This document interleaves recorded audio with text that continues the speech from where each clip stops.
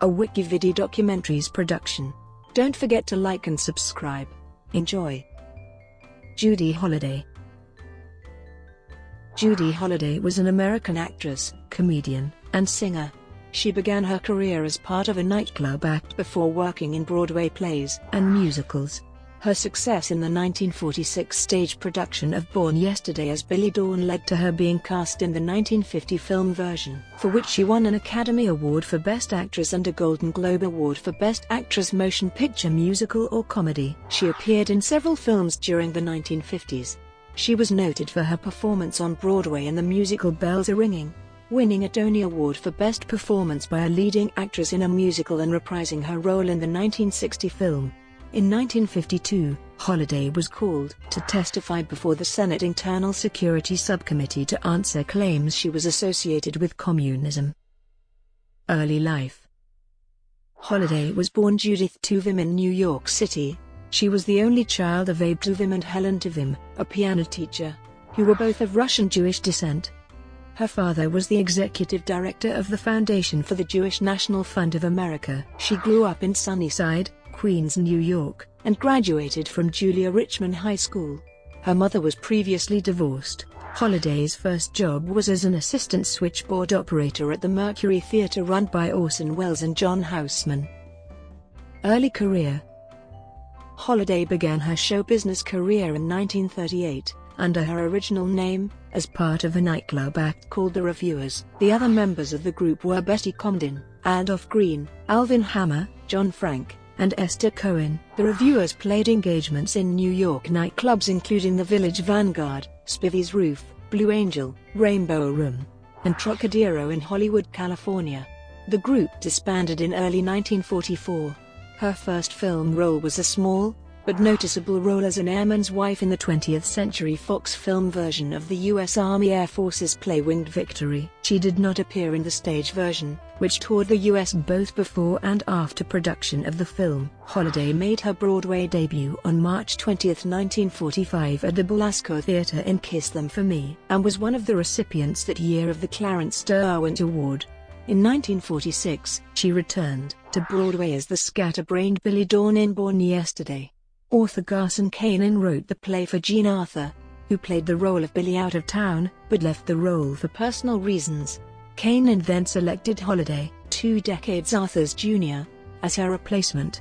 In his book Tracy and Hepburn, Kanin mentions that when Columbia bought the rights to the film Born Yesterday, studio boss Harry Cohen would not consider casting the Hollywood unknown. Kanin, along with George Cukor, Spencer Tracy, and Katharine Hepburn conspired to promote Holliday by offering her a key part in the film Adam's Rib. She received rave reviews for her performance in Born Yesterday on Broadway, and Cohen offered her the chance to repeat her role for the film version. But only after she did a screen test. She won the first Golden Globe Award for Best Actress Motion Picture Musical or Comedy and, at the 23rd Academy Awards, Holliday won the Academy Award for Best Actress, defeating Gloria Swanson, nominated for Sunset Boulevard, Eleanor Parker, for Caged, and Bette Davis and Anne Baxter, both for All About Eve. She starred opposite then-newcomer Jack Lemmon in his first 2 feature films, the popular comedies It Should Happen to You and Puffed. Bernard Dick summed up Holliday's acting, perhaps the most important aspect of the Judy Holliday persona, both in variations of Billie Dawn and in her roles as housewife, is her vulnerability. Her ability to shift her mood quickly from comic to serious is one of her greatest technical gifts. George Cukor said Holliday had, in common with the great comedians, the depth of emotion. That unexpectedly touching emotion, that thing which would unexpectedly touch your heart. Investigated for communism. In 1950, Holliday was the subject of an FBI investigation looking into allegations she was a communist. The investigation did not reveal positive evidence of any membership in the Communist Party, and was concluded after 3 months, unlike many others tainted by the communist investigation. In 1952, she was called to testify before the Senate Internal Security Subcommittee to explain why her name had been linked to Communist Front organizations. She was advised to play dumb, which she did very well. Later career. She starred in the film version of The Solid Gold Cadillac, which was released in August 1956. In November 1956, Holliday returned to Broadway starring in the musical Bells Are Ringing with book and lyrics by her reviewers friends, Betty Comden and Adolph Green, and directed by Jerome Robbins. In 1957, she won the Tony Award for Best Leading Actress in a Musical. Of her performance in the stage musical, Brooks Atkinson wrote in the New York Times, "Nothing has happened to the shrill little moll whom the town loved in Born Yesterday. The squeaky voice, the embarrassed giggle, the brassy naivete, the dimples, the teeter-totter walk fortunately remain unimpaired. Miss Holliday now adds a trunk full of song and dance routines. Without losing any of that doll-like personality. She is now singing music by Jules Stein and dancing numbers composed by Jerome Robbins and Bob Fosse.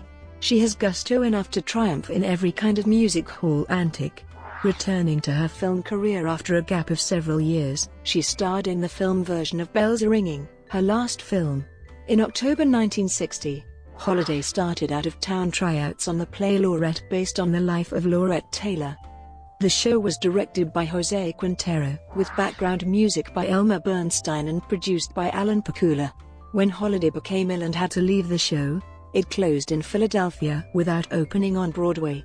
She had throat surgery shortly after leaving the production in October 1960. Her last role was in the stage musical Hot Spot, co-starring newcomers such as Joseph Campanella and Mary Louise Wilson, which closed after 43 performances on May 25, 1963.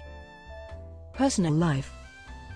In 1948, Holliday married clarinetist, and later classical music and television producer and academic David Oppenheim, with whom she had a son, film editor Jonathan Oppenheim, before the couple divorced in 1958.